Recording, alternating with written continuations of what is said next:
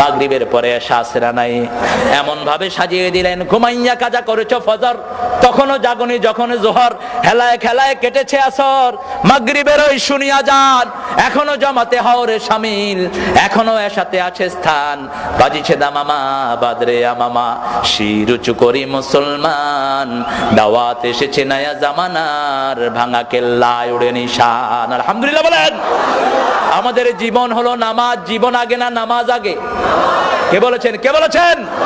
আল্লাহ বলছেন বিশ্বনবী 5 ওয়াক্ত নামাজে তাকবীরে তাহরিমা বেঁধে এই আয়াতটা পড়তেন, পড়েন কুল ইন্না সলাতি ওয়া নুসুকি ওয়া মাহইয়ায়া ওয়া মামাতি লিল্লাহি রাব্বিল আলামিন।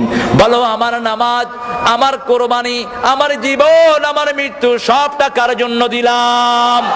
সে আল্লাহ বলছেন গোলাম নামাজ কায়েম করবা, নামাজ হেফাজত করবা, আর নামাজ যখন পড়বা তোমার হৃদয়ের অবস্থাটা কি হবে শোনো, ওয়াল্লাযীনা হুম ফি সালাতিহিম খাশিউন।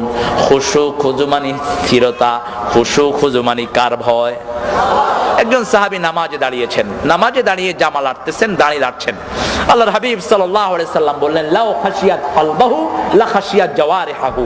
তার হৃদয়ে যদি আল্লাহর ভয় থাকতো তাহলে অঙ্গ প্রত্যঙ্গের মধ্যেও ভয় থাকতো। সুবহানাল্লাহ বলেন। সেজন্য নামাজের জন্য ভয় করব কাকে?